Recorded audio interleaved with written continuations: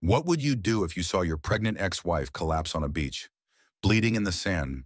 Most people would rush to help, but Jackson Steele, a billionaire tech mogul worth $2.3 billion, did something that shocked everyone watching.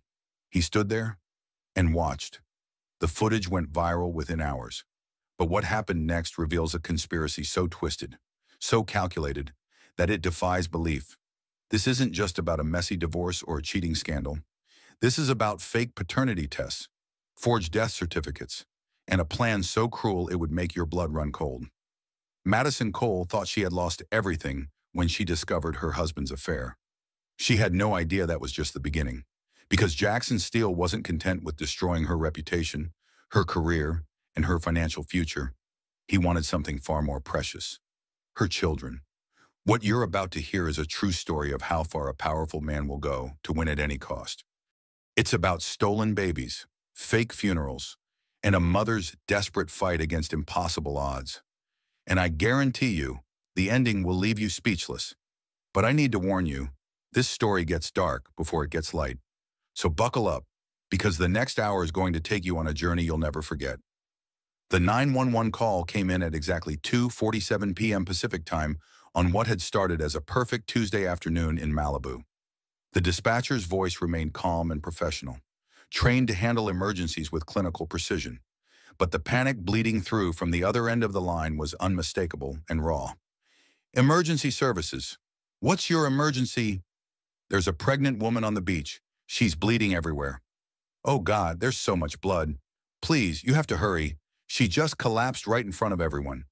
"Sir, I need you to stay calm. I'm dispatching paramedics to your location now." "Can you tell me more about her condition? Is she conscious?" "No, she's not moving. She's just lying there in the sand, and the blood is spreading everywhere." "Wait, I think she might be going into labor." "This is bad. This is really bad." "Help is on the way, sir. Can you see if anyone there knows first aid?" "There's a nurse here. She's trying to help, but she says we need professionals fast. The woman looks really young, maybe early 30s, and she's really pregnant. Like, really pregnant. This could be twins or something." 24 hours earlier, Jackson Steele had been standing on the expansive marble balcony of his $12 million Malibu mansion, surveying his empire with the satisfaction of a man who had conquered every challenge life had thrown at him.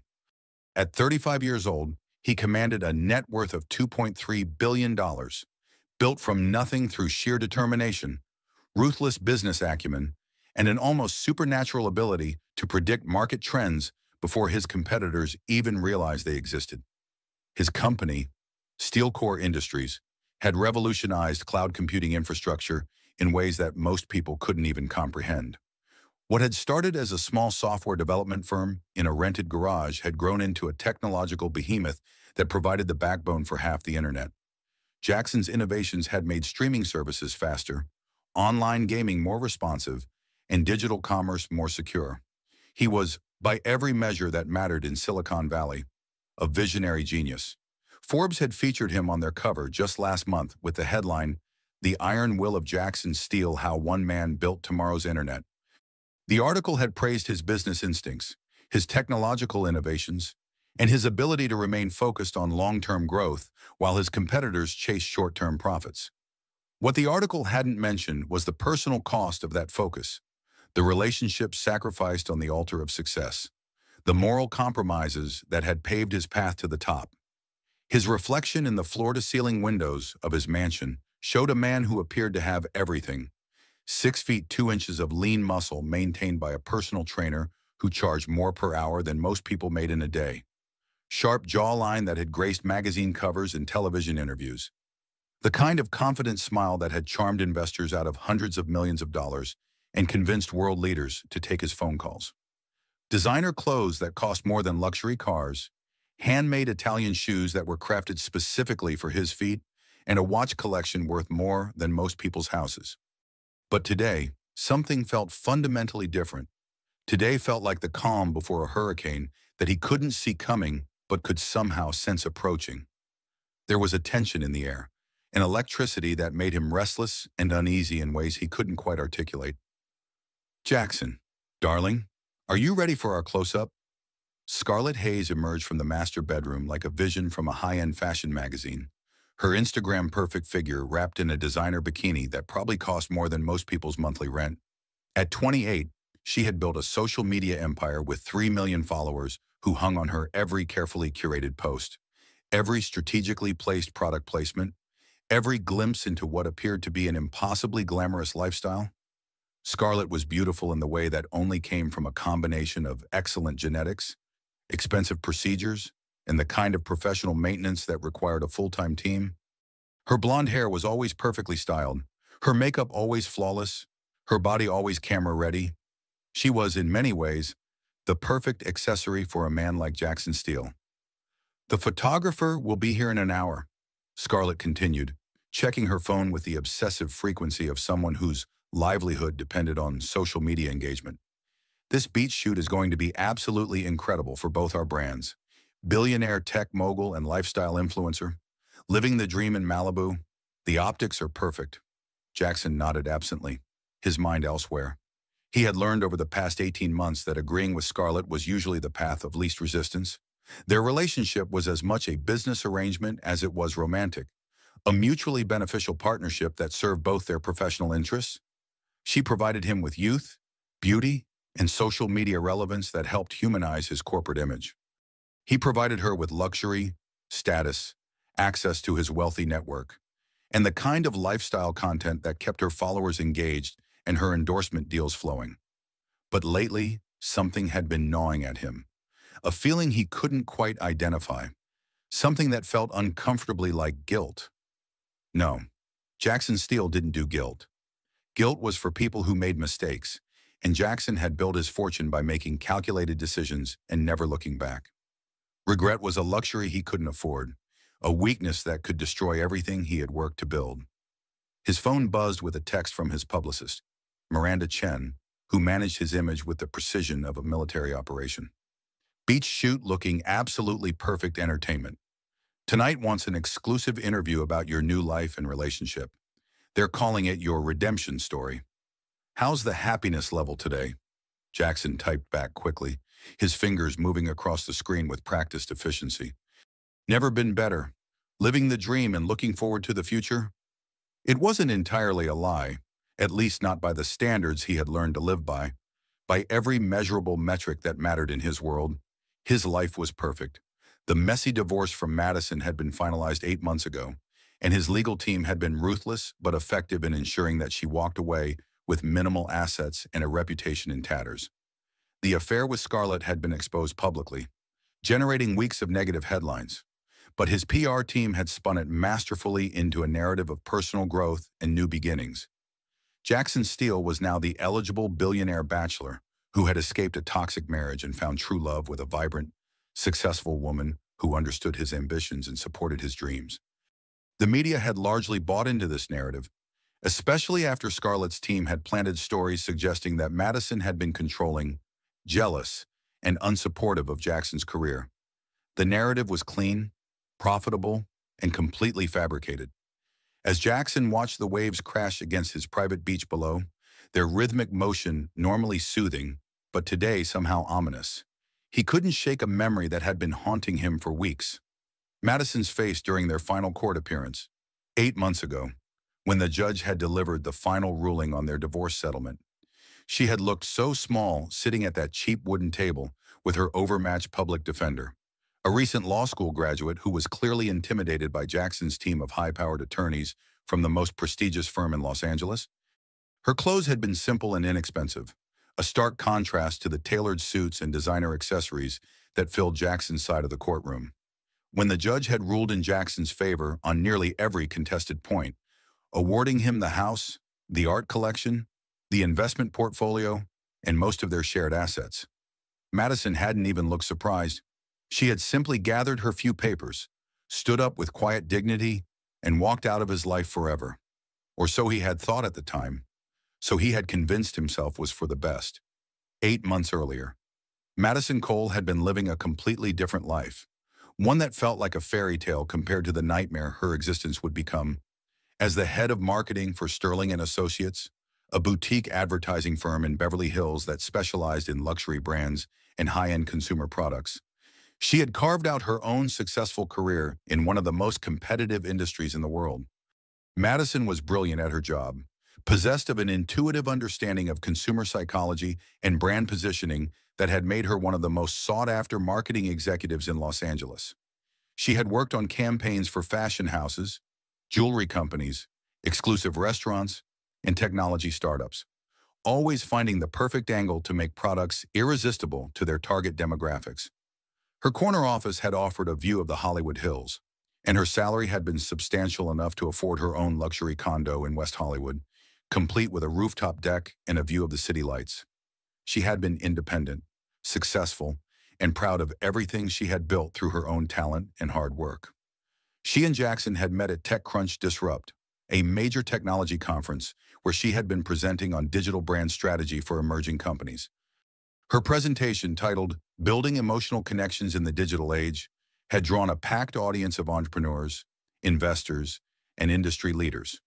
Jackson had been in the front row, leaning forward with obvious interest as Madison had explained how successful companies created lasting relationships with customers by understanding their deepest desires and fears. After her presentation, he had approached her with genuine enthusiasm for her ideas and a charm that had been impossible to resist. "That was brilliant," he had said, his smile warm and authentic in a way that set him apart from the usual tech bros who dominated these conferences. "You understand something that most people in this industry miss completely? Technology is just a tool. The real magic happens when you connect with people on an emotional level." Their first conversation had lasted 3 hours, continuing through the networking reception and extending to a late dinner at a small Italian restaurant that Jackson had somehow convinced to stay open past closing time. Madison had been charmed not just by his success and intelligence, but by his apparent vulnerability, the way he had opened up about his childhood, his dreams, his fears about whether his rapid success was sustainable. Their courtship had been a whirlwind of experiences that Madison had never imagined possible. Private jets to Paris for weekend getaways, surprise trips to Napa Valley, where they had stayed in vineyard estates that weren't even open to the public, front row seats at exclusive events where celebrities and world leaders mingled casually. Jackson had introduced her to a world of luxury and privilege that had felt both exciting and slightly overwhelming. But what had won Madison's heart wasn't the expensive gestures.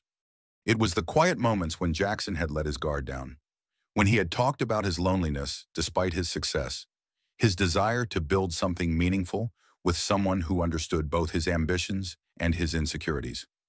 He had seemed genuinely interested in her thoughts, her career, her dreams for the future. Jackson had proposed after only 6 months of dating, presenting her with a 5-carat diamond ring during a sunset helicopter ride over the Pacific Ocean. The ring had been beautiful, but Madison had been more moved by his words, his promise that they would build a life together based on mutual respect, shared goals, and unwavering support for each other's dreams. "I want to be your partner in everything," he had said as the helicopter hovered over the waves. "Your success matters as much to me as my own. We're going to build something amazing together." Madison had thought she was living in a fairy tale, the kind of love story that happened to other people in movies and romance novels. She should have known that fairy tales were just stories people told to make the harsh realities of life more bearable. Fantasies designed to distract from the truth that real life was messier, crueler, and more unpredictable than any happy ending. The first crack in their perfect facade had appeared during their second year of marriage. Subtle at first, but growing more obvious as the months passed, Jackson had become increasingly distant, working late nights that stretched past midnight and taking mysterious phone calls that he would step outside to answer. When Madison had asked about these calls, he had dismissed them as boring business conversations that wouldn't interest her. Madison had convinced herself it was just the pressure of growing his company. Steelcore was in the middle of a massive expansion, preparing for an IPO that would make Jackson one of the wealthiest men in America. The stress was enormous, the stakes higher than anything either of them had experienced before. It made sense that he would be distracted, focused entirely on ensuring that everything went perfectly. She had tried to be supportive, taking on more of the household responsibilities and giving him space to focus on his work. When he had missed their second anniversary dinner because of an emergency board meeting, she had understood. When he had canceled their planned vacation to Tuscany because of complications with a major acquisition, she had rescheduled without complaint. Madison had been so focused on being the perfect supportive wife that she had missed the signs that Jackson's distance had nothing to do with work pressure and everything to do with another woman. The discovery had come on a Thursday evening in October, when Madison had decided to surprise Jackson at his office with his favorite takeout from Nobu, the exclusive Japanese restaurant where they had celebrated their engagement. She had been feeling disconnected from her husband and had hoped that a spontaneous dinner together might recapture some of the intimacy they had lost. The security guard at Steel Corps knew Madison well from her many visits over the years and had waved her through the lobby without question.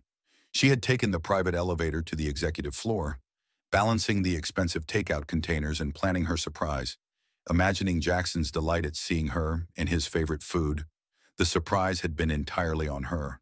Through the floor-to-ceiling glass walls of Jackson's conference room, Madison had seen her husband locked in a passionate embrace with Scarlett Hayes, the Instagram influencer she had met briefly at a charity gala several months earlier.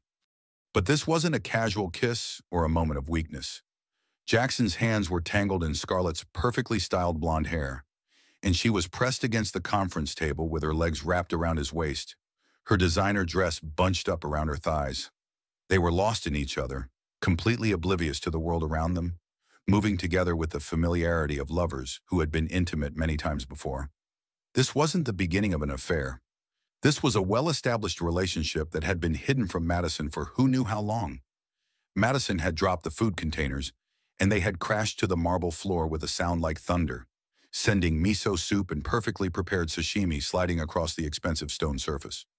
The crash had been loud enough to penetrate the glass conference room, and Jackson and Scarlett had quickly separated, both trying desperately to look professional and innocent. But it was far too late. Madison had seen everything, and the image was burned into her memory with perfect clarity. The confrontation that had followed had been brutal in ways that Madison couldn't have anticipated. Jackson hadn't even attempted to deny the affair or express remorse for his betrayal. Instead, he had immediately gone on the offensive, attacking Madison with a cruelty that had left her reeling. "This marriage has been dead for months. Madison," he had said, his voice cold and clinical, as if he were discussing a failed business venture rather than the destruction of their life together. "I was just too polite to tell you directly." "How long has this been going on?" Madison had asked, her voice barely a whisper.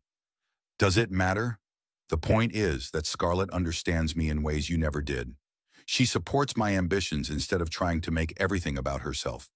She's exciting, spontaneous, and she doesn't spend every conversation trying to analyze our relationship to death." Each word had been carefully chosen to inflict maximum damage, to tear down not just their marriage but Madison's sense of self-worth. Jackson had attacked her personality, her career, her appearance, and her value as a partner with surgical precision. Madison had fled Steel Corps that night in a state of shock that bordered on dissociation. The drive back to their Malibu mansion had passed in a blur of tears and disbelief, her mind struggling to process the complete destruction of everything she had thought was real and permanent in her life. She had stayed with her best friend Riley Martinez, an investigative journalist based in San Francisco, while she tried to make sense of what had happened and figure out how to move forward. Riley had been furious on Madison's behalf, offering to use her media connections to expose Jackson's affair and destroy his carefully cultivated public image. But Madison had wanted to handle the situation privately, to preserve whatever dignity she could from the wreckage of her marriage. She had believed, naively, that they could divorce quietly and professionally, dividing their assets fairly and moving on with their separate lives without turning their personal tragedy into public entertainment. She couldn't have been more wrong about Jackson's intentions. Within 48 hours of their confrontation at his office, paparazzi photos of Jackson and Scarlett together had appeared on every major gossip website and entertainment news show. The photos showed them looking happy and relaxed, walking hand in hand on the beach, sharing intimate dinners at exclusive restaurants, and attending high-profile events as a couple. Someone with inside access had leaked intimate details about their affair, painting a narrative that was carefully crafted to damage Madison while making Jackson appear sympathetic. The stories suggested that Madison had been a controlling, emotionally unavailable wife who had been more interested in Jackson's wealth than in building a real relationship with him. Anonymous sources, clearly from Jackson's inner circle, provided quotes that portrayed Madison as manipulative and gold-digging. She never really understood Jackson's vision, one source had told People magazine. She was always trying to hold him back, make him choose between his career and their marriage. Jackson needed someone who could match his energy and ambition. The narrative was as effective as it was false. Jackson became the successful entrepreneur who had been trapped in a loveless marriage and had finally found true happiness with a woman who appreciated his achievements. Madison became the bitter ex-wife who couldn't accept that their relationship had run its course. The humiliation had been devastating, but Madison had tried to maintain her dignity and focus on moving forward. She was talented, educated, and financially independent. She could survive this betrayal and rebuild her life on her own terms. Then she had discovered she was pregnant. The timing was cosmically cruel. Madison had conceived during what she now understood had been Jackson's final attempts to maintain the facade of their marriage. Probably around the same time he had been deepening his relationship with Scarlett. The pregnancy test had shown positive results 2 months into their separation. When Madison had been experiencing persistent nausea and exhaustion that she had initially attributed to stress and emotional trauma, 2 pink lines on a plastic stick had changed everything yet again, adding an entirely new dimension of complexity to an already impossible situation. Madison had called Jackson immediately after confirming the pregnancy with her doctor. Her hands had been shaking as she dialed his number, knowing that this conversation would alter both their lives forever, hoping against hope that the prospect of becoming a father might awaken some vestige of the man she had once loved. "Jackson, I need to talk to you. It's extremely important and it can't wait." "Madison, my lawyer specifically instructed you that all communication should go through legal channels now. I can't have you calling me directly anymore. It's inappropriate given our situation. I'm pregnant. Jackson, the baby is yours." The silence on the other end of the line had stretched for so long that Madison had wondered if the call had dropped or if Jackson had simply hung up on her. When he finally spoke, his voice had been ice cold, completely devoid of any emotion or recognition of the magnitude of what she had just told him. "That's impossible. I always use protection with you." The casual cruelty of his response had left Madison speechless. Not only was he denying the biological reality of their situation, but he was also suggesting that their intimate life had been purely mechanical on his end, something requiring protection rather than the expression of love she had believed it to be.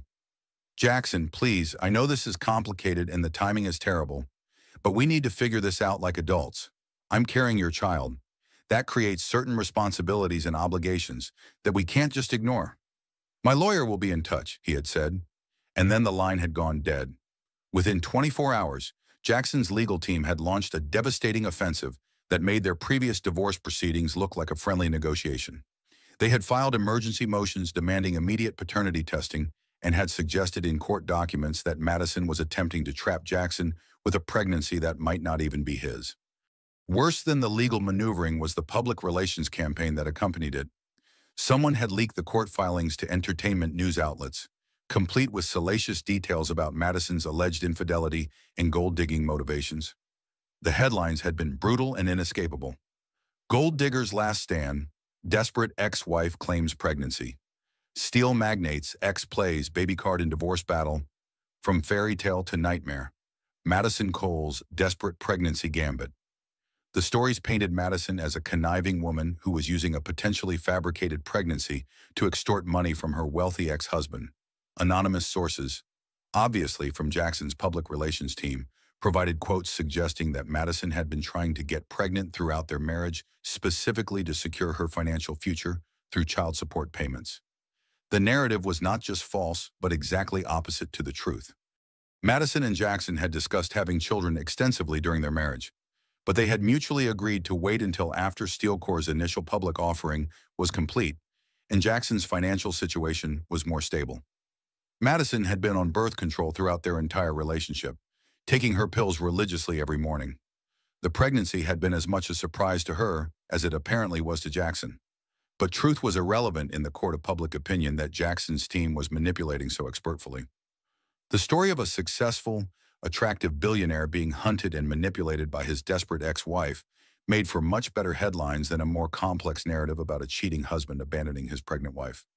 Madison's employer, Sterling and Associates, had called her into an emergency meeting 3 days after the pregnancy story broke nationwide. Madison, I'm truly sorry about your personal situation, her boss, Richard Sterling, had said, his voice filled with what sounded like genuine regret. But we simply cannot have this kind of negative publicity associated with our firm. Our clients are already asking uncomfortable questions about your situation, and several have expressed concerns about working with us while you're on staff. Richard, you know me. You know my work. This is all lies and manipulation by Jackson's team. I believe you, Madison, but unfortunately, belief isn't enough when it comes to protecting our business relationships. I'm going to have to let you go, effective immediately. We'll provide 2 weeks severance pay and positive references for future employers who don't know about this situation. Just like that, Madison had lost her job, her reputation, and her financial security. The divorce settlement had been minimal because Jackson's lawyers had successfully argued that Madison's career prospects had been damaged by her own poor decisions and public behavior, not by the end of their marriage or Jackson's conduct. With no income and mounting legal bills that were growing larger every day, Madison had been forced to sell her West Hollywood condo at a significant loss and move to a small coastal town 2 hours north of Los Angeles. The rent was affordable, and she had hoped to find remote work in marketing or consulting while she prepared for the birth of her child and tried to rebuild her professional reputation. She had never expected to discover she was carrying twins. The ultrasound at 20 weeks had revealed 2 healthy babies developing normally, their tiny hearts beating strong and fast on the grainy black and white monitor. Madison had been alone in the examination room, staring at the miraculous images of her children while tears of joy and terror streamed down her face. 2 babies meant twice the expenses, twice the sleepless nights, twice the overwhelming responsibility of raising children as a single mother with no support system and limited financial resources. But it also meant twice the love, twice the purpose, twice the reason to fight for a better future. Dr. Patricia Hernandez, the obstetrician who had been monitoring Madison's pregnancy, had printed out several ultrasound photos and handed them to her with a warm smile. They're beautiful. Madison, both babies are developing perfectly, right on schedule. Based on their positioning and growth rates, I'd estimate you're carrying a boy and a girl. Madison had stared at the photos, trying to make sense of the abstract shapes that represented her children. These tiny beings were depending on her completely, and she was determined not to let them down despite the impossible circumstances she found herself in. She had called Jackson that afternoon to tell him about the twins, hoping that the news might penetrate whatever emotional barriers he had constructed around himself. Surely learning that he was going to be the father of 2 children would make him reconsider his cruel treatment of their situation. But Jackson's assistant had intercepted the call with a message that felt like a physical blow. Mr. Steele has instructed me to inform you that he will only accept communication through his attorney, David Park, regarding any matters related to your ongoing legal disputes. He will not be taking personal calls or responding to direct contact attempts. Madison had hung up the phone and cried for 2 hours, mourning not just for herself, but for her unborn children, who would grow up without knowing their father because of his stubborn pride and calculated cruelty. She had been completely unprepared for what Jackson's legal team would do next. 3 weeks later, Madison had received a certified letter from David Park, Jackson's lead attorney, containing documents that had made her blood run cold. Jackson was demanding not just paternity testing, but custody evaluation, psychological assessment, and financial review of Madison's ability to provide adequate care for the children. The legal motion painted Madison as an unstable, financially irresponsible woman whose lifestyle and mental state posed potential dangers to fetal development and child welfare. It cited her job loss, her reduced living circumstances, her lack of health insurance, and her documented history of erratic behavior and public outbursts as evidence that she was unfit to be a mother. Jackson's team had been building a case to take the children away from her before they were even born.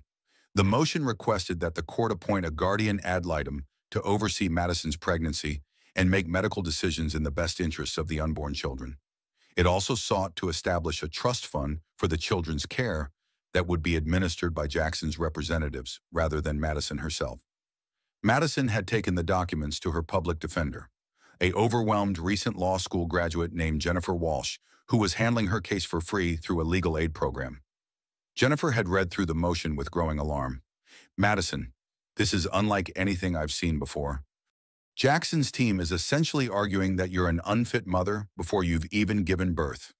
They're trying to establish legal precedent that would give Jackson control over every aspect of your pregnancy and the children's lives. Can they do that? Can they legally take my children away from me? In extreme cases, yes. If they can prove that your circumstances pose a genuine threat to the children's welfare, the court might intervene. But Madison, the standard for this kind of intervention is usually reserved for cases involving drug addiction, domestic violence, or severe mental illness. None of which apply to me. I know that, and you know that. But Jackson's team is building a narrative that poverty and emotional instability are themselves forms of child endangerment. They're arguing that your inability to provide premium medical care, stable housing, and educational opportunities constitutes neglect. Madison had felt the world spinning around her as she realized the full scope of Jackson's plan. He wasn't just trying to avoid paying child support or taking responsibility for his children. He was systematically destroying her life in order to steal her babies and raise them with Scarlett as if they were his own legitimate family. It was a level of cruelty and calculation that she hadn't thought was possible, even from the man who had already betrayed her so thoroughly. "What can we do?" Madison had asked. Jennifer had looked at her with obvious sympathy and frustration. "Honestly, not much. Jackson has unlimited resources and the best legal team money can buy. Our strategy has to be defensive at this point. We need to document everything you're doing right, every prenatal appointment you attend, every healthy choice you make, every indication that you're going to be a good mother. And if that's not enough, then we pray that the judge sees through their manipulation and rules based on what's actually best for the children, rather than what's most convenient for Jackson Steele." Madison had left the legal aid office feeling more alone and terrified than at any point in her life. She was fighting a battle against forces that had unlimited resources, political connections, and a willingness to use any tactic necessary to achieve their goals. But she was also carrying two innocent lives who deserved better than to be treated as pawns in Jackson's game of power and revenge, whatever it took, however hard she had to fight. Madison was determined to protect her children from their father's toxic influence. She just hadn't anticipated how far Jackson would be willing to go to win. 7 months into her pregnancy, Madison's life had settled into a routine that was exhausting but manageable. She had taken a job as a waitress at the Lighthouse Cafe, a small beachside restaurant in the coastal town where she had relocated after losing everything in Los Angeles. The work was physically demanding, especially while carrying twins, but the owner, Frank Morello, had been understanding about her condition and flexible with her schedule. "You work as long as you can, honey," Frank had told her on her first day, his weathered face showing the kindness of a man who had raised 5 daughters of his own. "When those babies come, your job will be waiting for you when you're ready to come back." The pay wasn't much, but the tips were decent, especially during the summer tourist season when wealthy visitors from Los Angeles would drive up the coast for weekend getaways.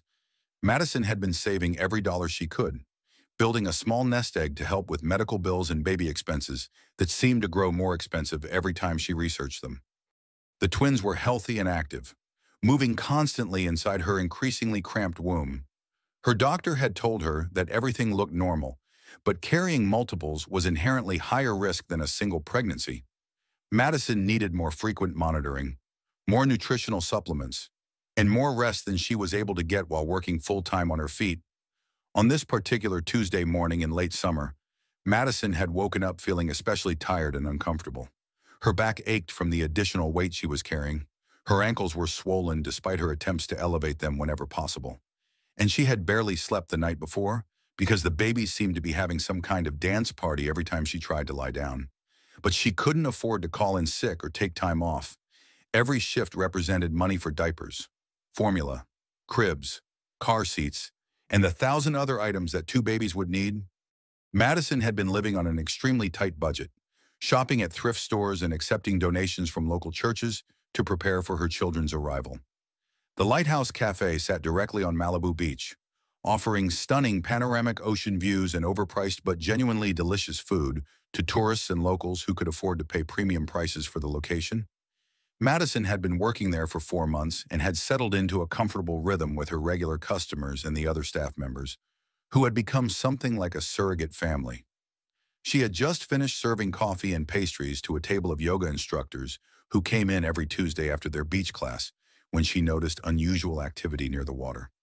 A professional photography crew was setting up elaborate lighting equipment and reflective panels, while security guards were cordoning off a section of the public beach with velvet ropes and privacy screens.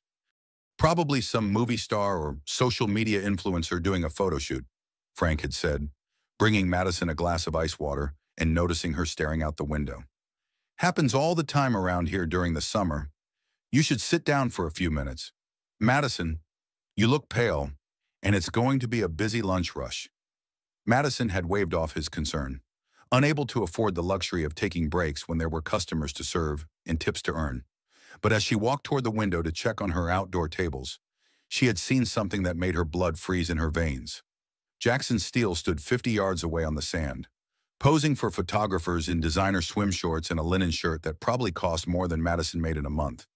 His body looked exactly as she remembered, lean and muscular, maintained by personal trainers and nutritionists who catered to his every physical need. His arm was wrapped possessively around Scarlett Hayes, who was laughing with apparent delight and flipping her professionally styled blonde hair for the cameras.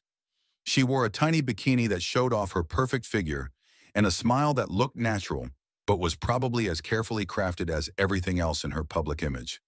They looked like the perfect couple, wealthy and beautiful and blissfully happy, living the kind of lifestyle that most people could only dream about. The contrast with Madison's current reality was devastating and deliberate. Of all the beaches in Southern California, of all the possible locations for their photo shoot, Jackson had chosen this one. The same beach where his pregnant ex-wife worked as a waitress, struggling to make ends meet while carrying his children. The timing and location couldn't possibly be coincidental. Madison's knees had gone weak as the full implications of the situation hit her. This wasn't just bad luck or cosmic irony. This was a calculated move in Jackson's ongoing campaign to destroy her emotionally and psychologically. She had tried to duck back into the restaurant before Jackson noticed her, but it was too late. Their eyes had met across the sand, and his expression had shifted from practiced smile to shocked recognition in an instant. For just a moment, his careful composure had slipped, and Madison had seen something that might have been guilt or regret flicker across his features. But the moment had passed quickly, replaced by the cold calculation that had become Jackson's default expression whenever he looked at her. Madison. Jackson had taken a step toward her, ignoring the photographer who was trying to get his attention back on the shoot. Jackson, please, Madison had said, her voice barely audible over the sound of the waves crashing against the shore. I'm working. Just leave me alone. You're pregnant. It wasn't a question. Even from a distance, her condition was impossible to ignore. Madison was 7 months along with twins, her belly enormous and unmistakable. Congratulations, detective, Madison had replied, her old sarcasm flaring up despite her exhaustion and emotional vulnerability. You always were brilliant at stating the obvious. Scarlett had noticed Jackson's distraction and was now looking in Madison's direction with obvious disdain and calculation. Even from 50 yards away, Madison could see the wheels turning in the younger woman's head, probably already planning how to spin this encounter to their advantage.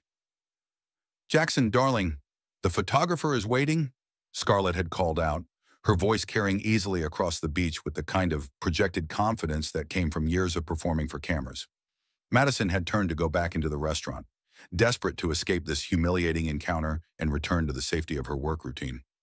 But the stress of seeing Jackson, combined with her physical exhaustion, the emotional trauma of the confrontation, and the oppressive heat of the California sun, had been too much for her already strained system.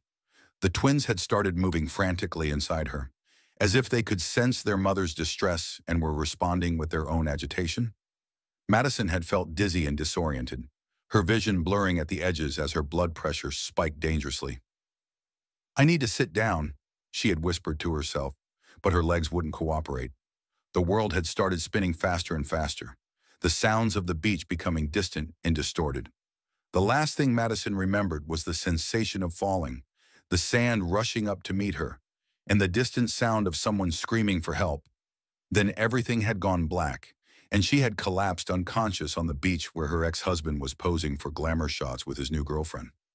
When Madison collapsed on the sand, her body hitting the beach with a sickening thud that seemed to echo across the suddenly silent stretch of coastline, the response from bystanders was immediate and instinctive.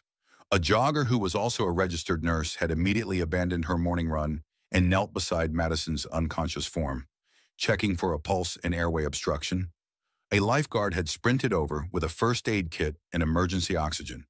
Beach walkers had formed a protective circle around the scene, some calling 911 while others tried to provide shade and privacy for the medical emergency unfolding before them. But Jackson Steele, the father of the children Madison was carrying, had simply stood there and stared. Multiple witnesses would later tell reporters and post on social media that the billionaire tech mogul had remained frozen in place for crucial seconds while his pregnant ex-wife lay bleeding and unconscious on the sand. While strangers jumped into action to help a woman in obvious distress, Jackson had been paralyzed by what looked to observers like callous indifference. "I couldn't believe what I was seeing," Maria Santos, a local resident who had been walking her dog, later told a gossip blogger. This woman was obviously in serious medical distress, maybe dying, and her ex-husband just watched like he was observing some kind of scientific experiment. It was the most inhuman thing I've ever witnessed. The moment had been captured on dozens of cell phones by beachgoers who had initially been taking photos of the professional photo shoot. Within hours, the footage would be trending on every major social media platform with hashtags like Jackson Steele Monster, Billionaire Sociopath, and Pregnant Wife Abandoned. But Jackson's paralysis in that critical moment wasn't born of callousness or calculated indifference. It was the result of being overwhelmed by a crushing realization of his own responsibility for Madison's condition. Seeing his ex-wife collapsed and bleeding, her body clearly showing the strain of carrying his children while living in poverty and stress that he had created. Jackson had been hit by a wave of guilt so powerful it had literally immobilized him. Not just guilt about the pregnancy, though that was certainly part of it, guilt about her entire situation, her poverty, her isolation, her struggle to survive while carrying twins, her loss of career and reputation and support system.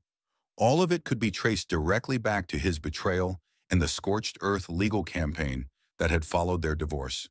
In that moment of clarity, Jackson had seen himself as he truly was, not a successful businessman protecting his interests, but a cruel man who had systematically destroyed the life of someone who had once loved him completely. It was Scarlett who had broken through his paralysis. "Jackson, we need to go right now," she had hissed, grabbing his arm with manicured nails that dug into his skin. "Before someone recognizes you and starts asking questions that we can't answer." "She's bleeding," Jackson had said, his voice hollow and distant. "She might be dying. Scarlett, those are my children." "That's not our problem," Scarlett had replied, her voice sharp with panic and calculation. "This is going to be a public relations nightmare if you get involved. We need to leave immediately, before the paramedics arrive and start asking for information." The photographer, sensing that his planned shoot was completely derailed, had already started packing up his expensive equipment. The security guards were moving to escort Jackson and Scarlett away from the scene, following protocols that had been established to protect their client from any unwanted publicity or legal complications. Jackson had taken one instinctive step toward Madison, some buried part of him recognizing that he should be with her, helping her, taking responsibility for his role in her condition. But Scarlett had tightened her grip on his arm, her voice becoming more urgent. "Jackson, think about your company. Think about the IPO that's launching next month. Think about our future together. You cannot be associated with this disaster. Let the paramedics and the hospital handle it. That's what they're paid for." Against every decent instinct he possessed, Jackson had allowed himself to be led away from the scene. He had climbed into his Tesla and driven off just as the wailing of ambulance sirens became audible in the distance, leaving his pregnant ex-wife in the hands of strangers while he fled to protect his reputation and business interests. By the time paramedics had arrived, Madison was conscious but weak, her vital signs indicating a dangerous spike in blood pressure that suggested preeclampsia, a potentially fatal condition that threatened both her life and the lives of her unborn children. "Ma'am, we need to get you to Cedars-Sinai immediately," the lead paramedic had said after quickly assessing her condition. "You're showing signs of severe preeclampsia, and we think you may be going into premature labor." Madison had been loaded into the ambulance and rushed through traffic to Cedars-Sinai Medical Center, the same prestigious hospital where she had originally planned to deliver her twins in a luxury suite before her financial situation had made such accommodations impossible. Instead, she had been taken directly to the emergency room, where a team of doctors and nurses had worked frantically to stabilize her blood pressure and halt the premature contractions that could have resulted in the birth of 28-week twins with little chance of survival outside the womb. Meanwhile, the cell phone footage of Jackson's non-response had already begun circulating on social media platforms, going viral with a speed and intensity that surprised even experienced entertainment journalists. The video quality was grainy and the audio was poor, but the images were clear enough to show Jackson standing motionless while his pregnant ex-wife lay unconscious on the sand. Even more damaging was footage showing Scarlett physically pulling Jackson away from the scene, her body language suggesting urgency and panic rather than concern for Madison's welfare. The optics were absolutely devastating for Jackson's carefully maintained public image. By evening, the story had been picked up by major entertainment news outlets, celebrity gossip blogs, and even mainstream news organizations that normally didn't cover celebrity drama. Jackson's publicist, Miranda Chen, had been fielding calls from reporters all day, trying desperately to craft a response that wouldn't make the situation worse. The official statement that Steel Corps' PR team had released had been a masterpiece of corporate damage control, but it had only served to pour gasoline on the fire of public outrage. Mr. Steele was shocked and concerned when he witnessed Ms. Cole's medical emergency. He immediately ensured that proper medical assistance was summoned and has since learned of Ms. Cole's hospitalization. Mr. Steele wishes Ms. Cole and her children a full and speedy recovery and asked that the media respect their privacy during this difficult time. The statement had been carefully crafted to avoid any admission of responsibility or personal connection to Madison's pregnancy, but it had come across as cold and calculated to a public that had just watched footage of Jackson abandoning his pregnant ex-wife on a beach. Social media had exploded with outrage at what seemed like a heartless response to a human crisis. The trending hashtags had been brutal: Jackson Steele heartless, billionaire abandons pregnant wife, and Steel Cold monster had dominated Twitter for hours. But the real damage was yet to come, and it would arrive in the form of revelations that would make Jackson's beach behavior look like a minor character flaw compared to the systematic campaign of cruelty he had been waging against Madison for months. At Cedars-Sinai Medical Center, Madison had been stabilized after hours of intensive treatment, but her condition remained precarious. The emergency room doctors had managed to lower her blood pressure and stop the premature contractions that had threatened to trigger early labor, but she was far from out of danger. Dr. Sarah Chen, the attending physician who had taken over Madison's care, had been blunt about the seriousness of her situation. "Ms. Cole, you're experiencing severe preeclampsia, which is a potentially life-threatening condition for both you and your babies," Dr. Chen had explained as Madison lay in the intensive care unit, connected to monitors that tracked her vital signs and the twins' heartbeats.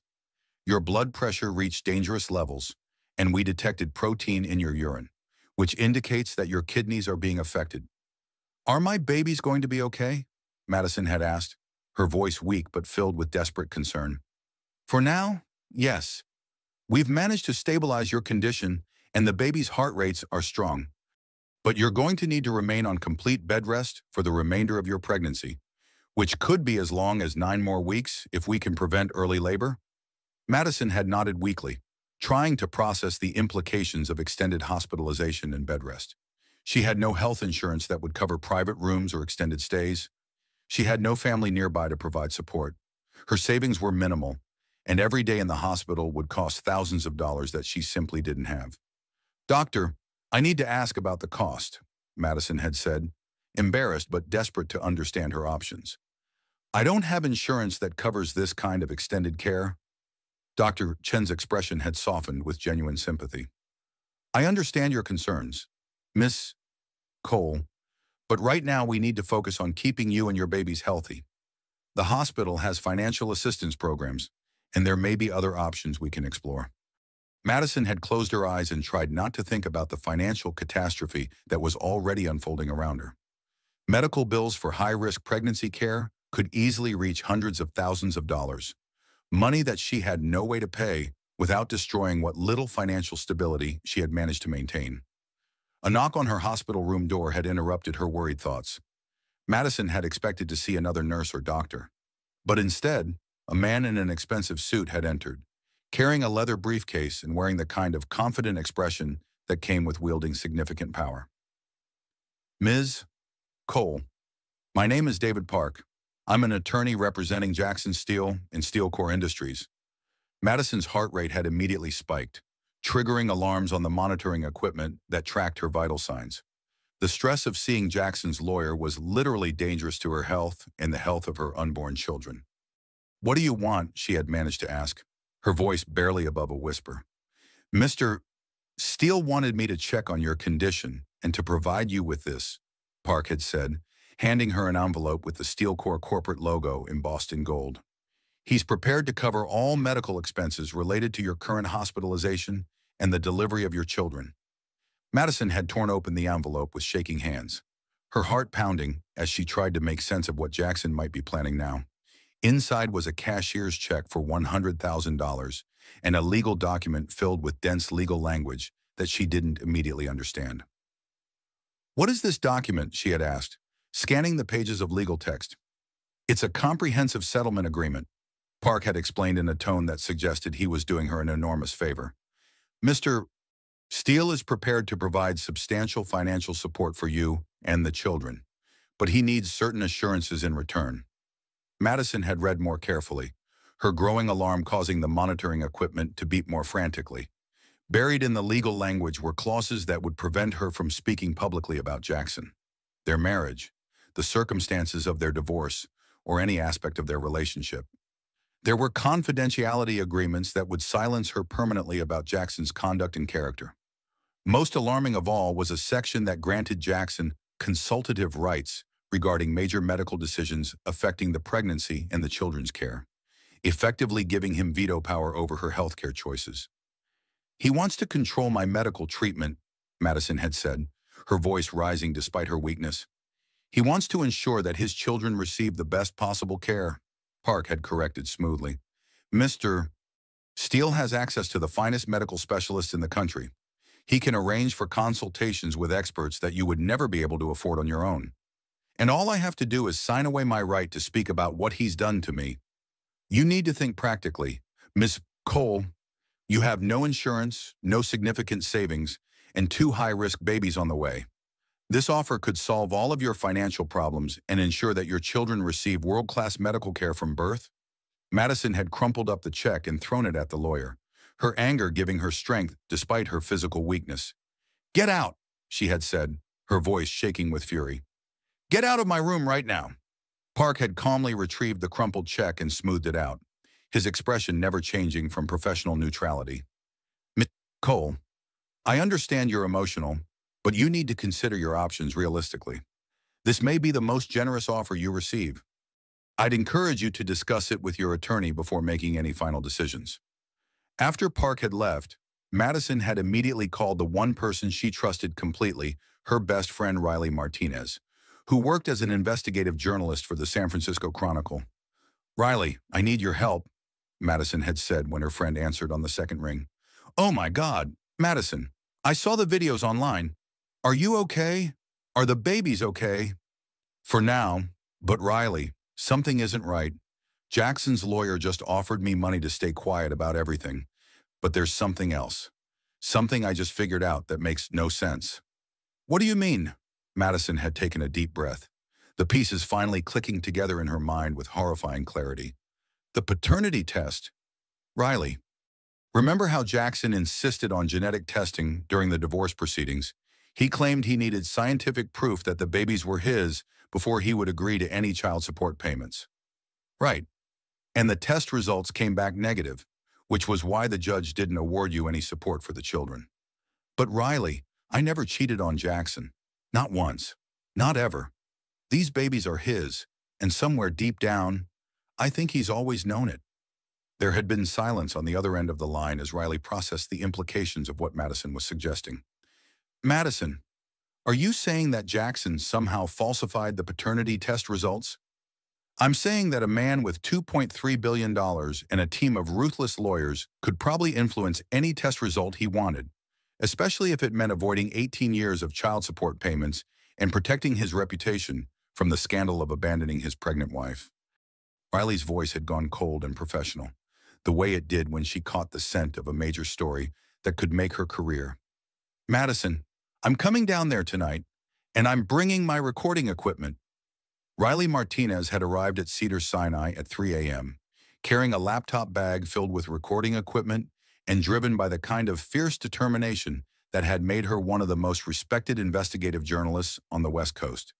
She had been working the Madison Steele story since the beach incident went viral, and what she had uncovered in just 24 hours of digging was going to change everything. I've been researching Jackson's finances and legal team, Riley had said as she set up her laptop in Madison's hospital room, speaking quietly to avoid attracting attention from the nursing staff. What I found is going to shock you, but it's also going to give us the ammunition we need to fight back.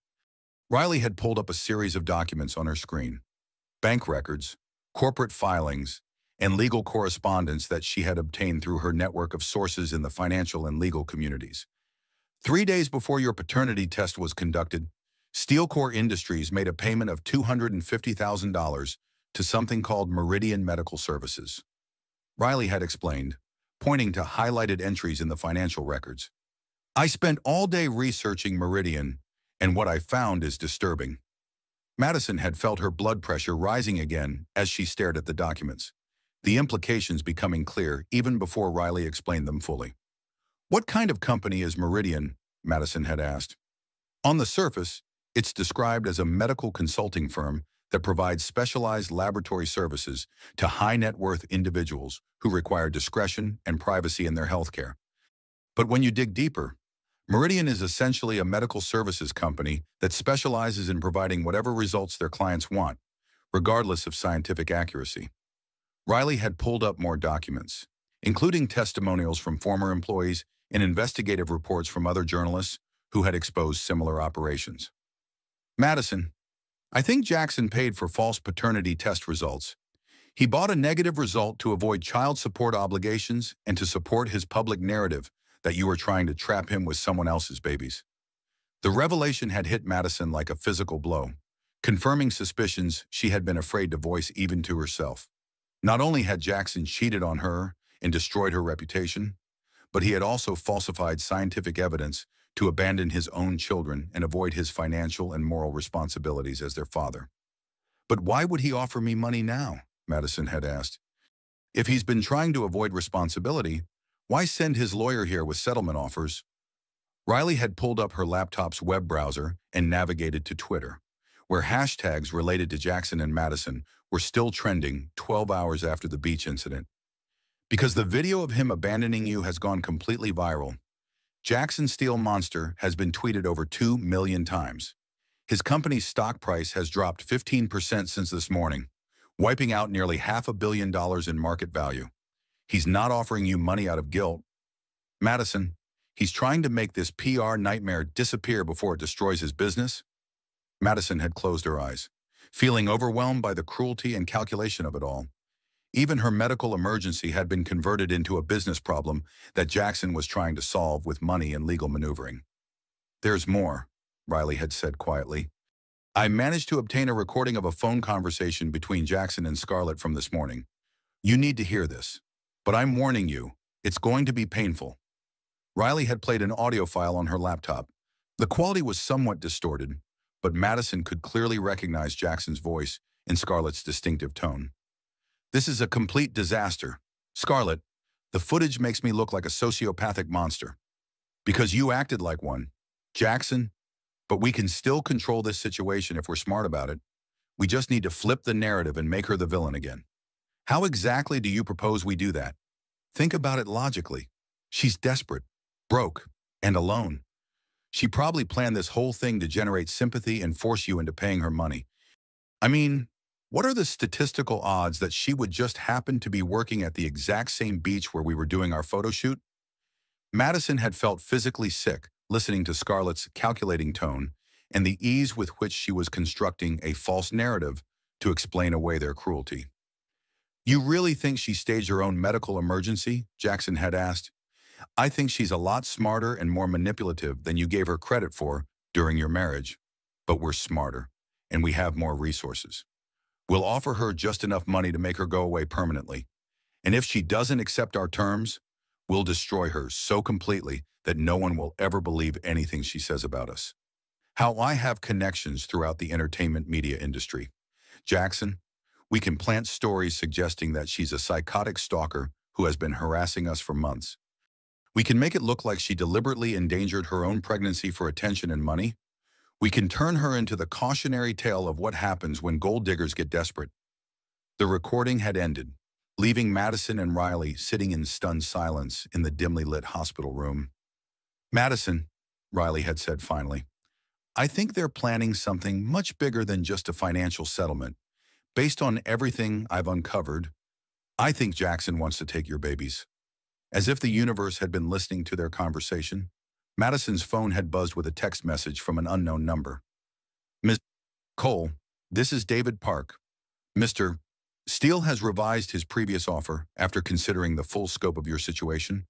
He is now prepared to provide $5 million for the complete care and custody of your children. Please consider this offer very carefully, as it may be the last one you receive. Time is a factor in this decision." Madison had shown the text to Riley, whose face had gone pale as she read the message. "Custody," Riley had whispered. "He's not trying to silence you anymore. Madison, he wants to take the twins and raise them with Scarlett as if they're his legitimate family." The next morning had brought a development that neither Madison nor Riley had anticipated, despite their growing understanding of Jackson's ruthless methods. Dr. Chen had arrived in Madison's room carrying legal documents and wearing an expression of professional concern mixed with obvious discomfort. "Ms. Cole, I'm afraid I have some very difficult news to share with you. The hospital's legal department has informed me that we received a court order yesterday evening regarding your medical care and the welfare of your unborn children." Madison had struggled to sit up in her hospital bed, ignoring the sharp pain in her lower back and the dizziness that came with sudden movement. "What kind of court order?" "Mr. Steele's attorneys have petitioned the family court for emergency intervention in your pregnancy, citing concerns about your ability to provide adequate prenatal care and a safe environment for fetal development. They've requested that all major medical decisions be made through a court-appointed guardian rather than by you directly." Madison had felt the world spinning around her as the implications became clear. "They can't do that. These are my children. I'm afraid that under California law, they can petition for this kind of intervention if they can demonstrate that the mother's circumstances pose a credible threat to fetal welfare. You have no health insurance, limited financial resources, and you've been classified as having a high-risk pregnancy complicated by severe preeclampsia." Riley had jumped up from her chair beside Madison's bed, her journalistic instincts immediately recognizing the legal maneuvering taking place. "This is insane. You can't take custody of children who haven't even been born yet." "Actually, you can," Dr. Chen had replied with obvious reluctance. "In cases where the mother's health, mental state, or living situation are deemed potentially harmful to fetal development, the court can intervene to protect the interests of the unborn children. It's rare, but it's not unprecedented." Madison had realized with growing horror that this was Jackson's real strategy. He hadn't wanted to pay her off to disappear quietly. He had been systematically maneuvering her into a position where he could legally take the children with the court's blessing, making himself appear to be the responsible parent protecting his offspring from an unfit mother. "The court-appointed guardian will be here this afternoon to discuss your medical care going forward." Dr. Chen had continued, "I'm truly sorry. Ms. Cole, I know this isn't what you expected or wanted to hear." After the doctor had left, Madison had suffered what her medical team would later describe as a stress-induced hypertensive crisis. The emotional shock of losing parental rights to her unborn children had triggered a dangerous spike in her blood pressure, causing severe headaches, vision problems, and contractions that threatened to induce premature labor. She had been rushed into emergency surgery to prevent what could have been a fatal stroke. leaving Riley to pace the surgical waiting room for 6 agonizing hours while Madison's life hung in the balance. During those hours, Jackson's legal team had worked with ruthless efficiency to solidify their position. By the time Madison emerged from surgery, weak and confused from anesthesia, they had secured temporary legal guardianship of the unborn twins and had convinced a family court judge that Madison represented a clear and present danger to her children's welfare. The second catastrophe had arrived while Madison was still recovering from her emergency surgery. When she had finally regained consciousness, she had found Jackson himself sitting in the chair beside her hospital bed, looking like a concerned and caring expectant father, rather than the man who had systematically destroyed her life. "Hello, Madison," he had said softly, his voice filled with what sounded like genuine concern. "I'm so glad you're okay. You gave everyone quite a scare." "Get out," Madison had whispered, barely able to speak through the effects of the medication and her own emotional exhaustion. "I know you're angry with me, and I understand why, but I want you to know that everything I've done has been for the benefit of our children. Your health crisis yesterday proved that you're not in a position to make rational decisions about their welfare." Madison had tried to sit up in the hospital bed, but her body wouldn't cooperate with her wishes. The surgery and medication had left her weak and disoriented.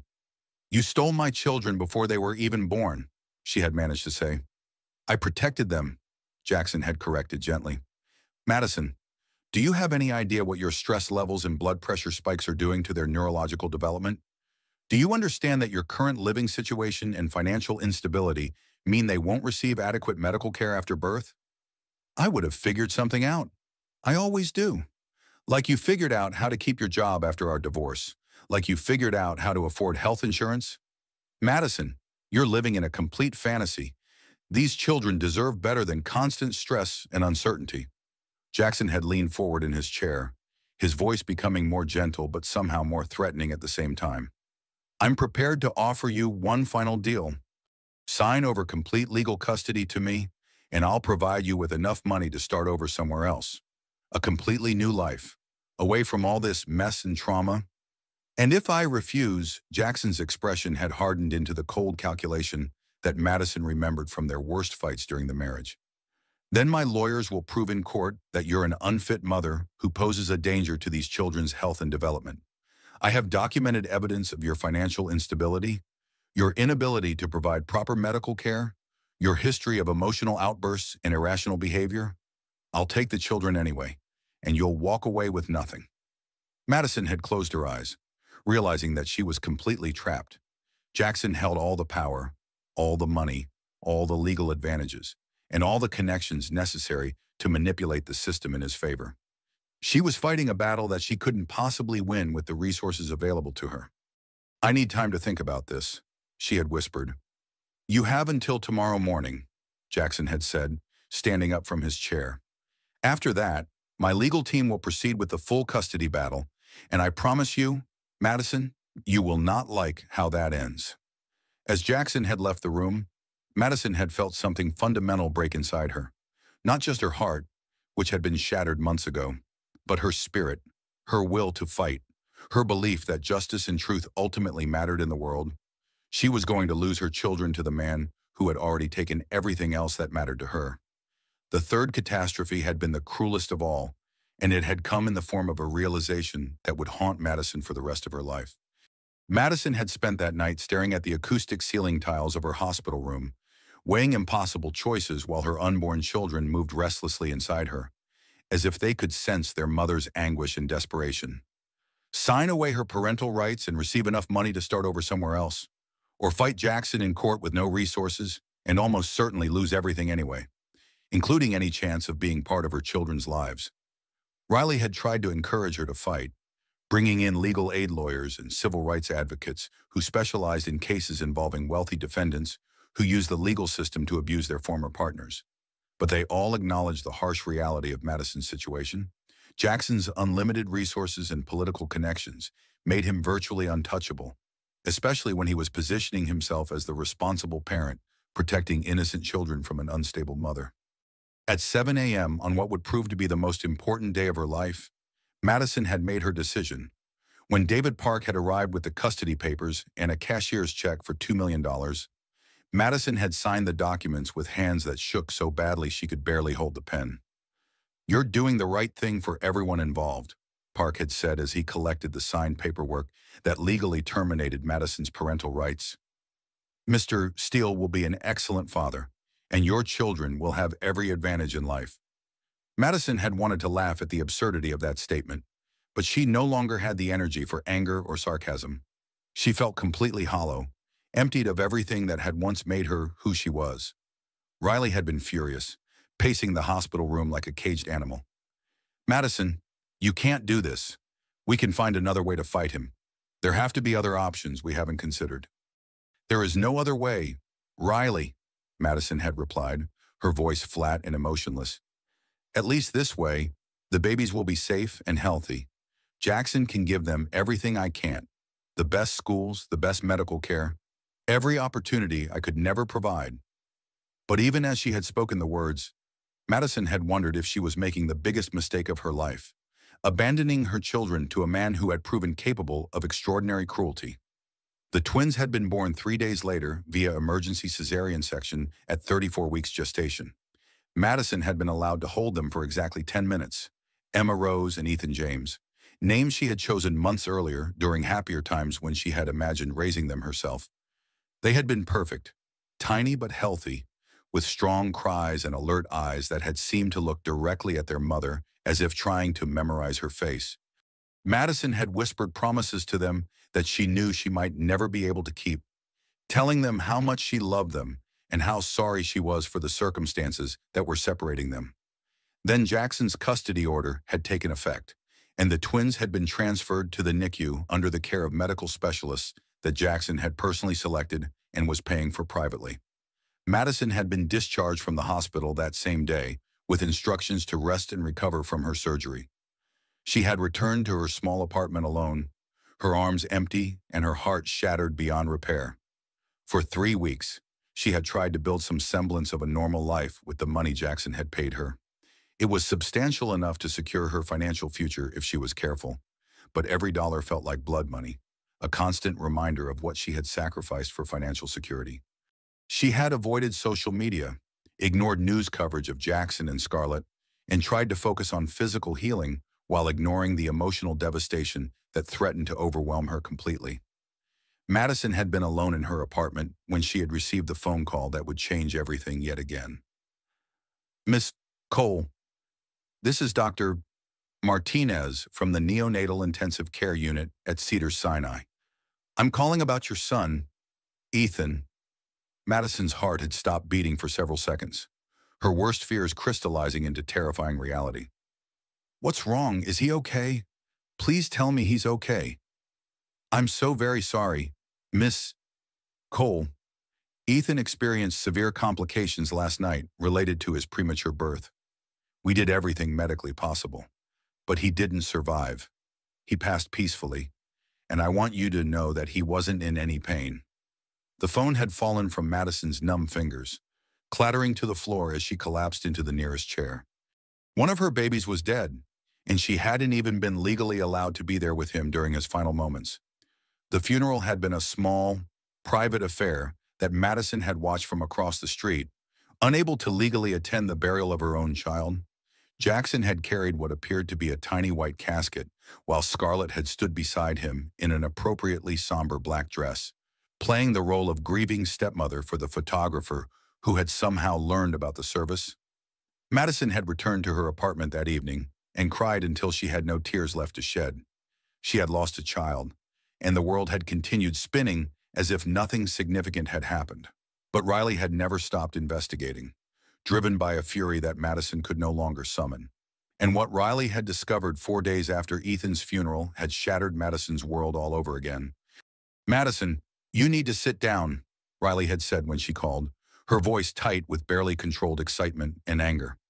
"Riley, I can't handle any more bad news. I literally cannot take another devastating revelation. My heart can't survive it." "This isn't bad news, Madison. This is the truth that's going to save your life. Madison, Ethan isn't dead." Madison had dropped her phone again, this time from shock rather than grief. "What did you say?" "I said Ethan isn't dead. Jackson faked his death certificate. He's been planning this for months, maybe from the very beginning. He wanted both babies, but he knew you would never stop fighting for them if you knew they were both alive and healthy. So he staged one of their deaths to break your spirit completely and stop you from ever trying to get them back. Madison had felt reality shifting sideways as she tried to process what Riley was telling her. That's impossible. I saw the funeral. I saw Jackson carrying the casket. You saw Jackson carrying a casket, but Madison, I have hospital records, birth certificates, and discharge paperwork. 2 healthy babies left that hospital alive. Ethan James Steele was discharged the same day as Emma Rose Steele, and both children are currently living in Jackson's Malibu mansion. Riley had continued talking, explaining her investigation and the evidence she had gathered, but Madison had stopped hearing the individual words. Her son was alive. Jackson had convinced her that one of her children was dead to prevent her from fighting back against his custody theft. It was a level of psychological cruelty that Madison hadn't believed was possible, even from Jackson. Riley, she had whispered into the phone, I want them back. I want both of my children back. And I want Jackson Steele to pay for every single thing he's done to us. Then we're going to get them. Madison, but you need to be prepared for war, because this is going to get uglier than anything we've experienced so far. Madison had looked around her small, empty apartment at the life she had been trying to rebuild with blood money while her living children were being raised by their sociopathic father and his calculating girlfriend. Jackson Steele had taken everything from her marriage, her reputation, her career, her children, and finally her hope. He had systematically destroyed her life with the same methodical precision that he applied to his business dealings. But Jackson had made one critical, potentially fatal mistake. He had left her alive, aware of the truth, and filled with the kind of righteous fury that could move mountains and topple empires. The takedown, when it came, had been swift, comprehensive, and absolutely devastating to everything Jackson had built. Riley's investigation had uncovered a conspiracy that reached far beyond simple custody manipulation. Jackson had bribed doctors, falsified medical records, corrupted court officials, and committed federal crimes including kidnapping, fraud, and racketeering that violated numerous federal statutes. The FBI had become involved after Riley had presented her evidence to federal prosecutors who specialize in white-collar crime and corruption cases. When wealthy individuals use their resources to corrupt the legal system and commit crimes against their former spouses, it became a matter of federal interest. The plan to expose Jackson had been elegant in its simplicity and devastating in its execution. Jackson had been scheduled to take his private jet to Switzerland with Emma and Ethan, apparently planning to live there permanently with Scarlett, beyond the reach of U.S. law enforcement and extradition treaties. But the FBI had been waiting for him at the private aviation terminal. The footage of Jackson Steele being arrested in handcuffs while attempting to board his jet with 2 infant children had gone viral within minutes of being captured by news crews who had been tipped off about the operation. The same social media platforms that had once been used to destroy Madison's reputation had now become the vehicle for Jackson's complete downfall. Scarlett, faced with federal charges for conspiracy, fraud, and accessory to kidnapping, had immediately agreed to cooperate with federal investigators in exchange for a plea agreement. She had provided recordings, text messages, financial documents, and testimony that confirmed every aspect of the conspiracy that Riley had uncovered. I never wanted to hurt the babies, Scarlett had testified during Jackson's trial, her Instagram-perfect appearance now replaced by prison-issued clothing and the hollow look of someone whose entire life had collapsed. But Jackson became obsessed with controlling every aspect of this situation. He convinced me that Madison was dangerous and unstable, and that we were protecting the children. The trial had lasted 4 months and had been covered by every major news outlet in the country, becoming a symbol of how wealth and power could corrupt the legal system when left unchecked. Madison had testified about the falsified paternity tests, the forged death certificates, and the systematic psychological torture that Jackson had inflicted on her. Jackson Steele had been sentenced to 15 years in federal prison without possibility of parole. His company had collapsed within weeks of his arrest. His personal assets had been seized to pay restitution, and his reputation had been destroyed so completely that his name had become synonymous with corporate sociopathy and domestic abuse. But for Madison, the real victory had come on a sunny Tuesday morning when she had been reunited with Emma and Ethan at the FBI field office in Los Angeles. The twins, now 6 months old, had been healthy and well cared for, despite the trauma of their early lives. Madison had held them both for the first time since their birth, crying tears of joy and relief as they looked up at her with curious eyes that seemed to recognize their mother despite their separation. "I'm never letting you go again," she had whispered to them, her voice breaking with emotion. "Never, ever again." The civil lawsuit that had followed Jackson's criminal conviction had resulted in a settlement of $50 million, money that Madison had used to establish the Madison Cole Foundation for victims of domestic abuse and legal manipulation by wealthy ex-partners. Riley had won a Pulitzer Prize for her investigative reporting on the case, using her platform to expose similar cases across the country where rich men had used the legal system to terrorize their former wives and steal their children. 2 years after Jackson's arrest, Madison had received word that he wanted to see her. She had driven to the federal correctional facility where he was serving his sentence, curious about what the man who had nearly destroyed her life might have to say. Jackson Steele, dressed in an orange prison jumpsuit and looking older than his 40 years, had been brought to the visitor's room in shackles. The confident, arrogant billionaire was gone, replaced by a broken man who had lost everything that had ever mattered to him. "Madison," he had said when she sat down across from him at the metal table, "I didn't think you would come." "I needed to see you," she had replied calmly. "I needed to look you in the eye and tell you something important." Jackson had waited, his hands folded in his lap, no longer the powerful man who had once commanded boardrooms and manipulated judges. "I forgive you," Madison had said simply. Jackson's eyes had filled with tears, the first genuine emotion Madison had seen from him in years. "I don't deserve that," he had whispered, his voice barely audible. "No, you don't. But I'm not forgiving you for your sake. Jackson, I'm forgiving you for mine and for our children. I refuse to let your hatred and cruelty poison our lives anymore." Madison had stood to leave, but Jackson had called her name one last time. "Are they happy?" he had asked, his voice breaking. "Emma and Ethan, are they happy and healthy?" Madison had looked at him through the reinforced glass partition, seeing not the powerful billionaire who had systematically destroyed her life, but a hollow man who had lost everything that actually mattered while chasing things that ultimately meant nothing. "They're perfect," she had said. "They're brilliant and curious and full of love, and they're safe." 8 months later, Madison had received word that Jackson had died in prison. The official cause was listed as cardiac arrest, but those who knew the full story suspected that the weight of his crimes and the knowledge of what he had lost had simply broken whatever was left of his heart. Madison had not attended his funeral. Instead, she had spent that day at the beach with Emma and Ethan, now healthy toddlers taking their first wobbly steps in the same sand where their mother had once collapsed in despair. As she watched her children play in the gentle waves, Madison reflected on the long journey that had brought them to this moment of peace and happiness. She had lost everything: her marriage, her reputation, her career, and nearly her children. But she had gained something far more valuable: the unshakable knowledge that love could triumph over hatred, that truth could overcome the most sophisticated lies, and that justice, however delayed, could still prevail against overwhelming odds. The Madison Cole Foundation had helped more than 15,000 single mothers in its first 5 years, providing legal representation, financial assistance, and emotional support to women fighting custody battles against wealthy ex-partners who use the legal system as a weapon. But Madison's greatest achievement was simpler and more profound than any foundation or public recognition. Emma Rose Steele Cole and Ethan James Steele Cole were growing up healthy, loved, and secure.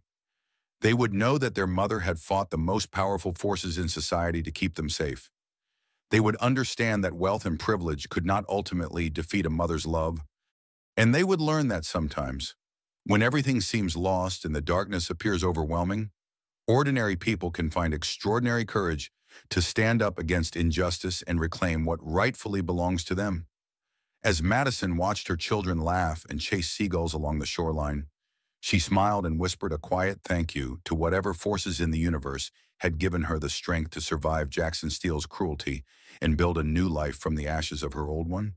She had won not because she was wealthy or powerful or politically connected, but because she had refused to give up on the most fundamental truth in the world, that love is stronger than hate, and that a mother's determination to protect her children can overcome any obstacle, no matter how insurmountable it might appear. Emma ran up to her, sandy and giggling, holding a perfect seashell in her tiny fist. "Mama, look what I found." Shauna and Madison knelt down and examined the shell with appropriate wonder, marveling at how something so beautiful could emerge from the vast, turbulent ocean. "It's perfect, sweetheart, just like you and your brother." And in that moment, surrounded by the sound of waves and children's laughter, Madison knew that she had finally found her way home. If this incredible story of justice and a mother's love moved you, I want to hear from you in the comments below. What would you have done in Madison's situation? Do you think Jackson got what he deserved? Or should his punishment have been even harsher? Your engagement means everything to creators like me who spend countless hours researching and crafting these true stories. If you found this story compelling, please hit that like button. It takes 2 seconds but helps more people discover content like this. And if you believe these stories need to be told, if you think the truth matters even when it's uncomfortable, then subscribe and ring that notification bell. I promise you'll never hear the same recycled content twice. Every story I tell is meticulously researched, ethically sourced, and designed to remind you that reality is often stranger and more dramatic than any fiction.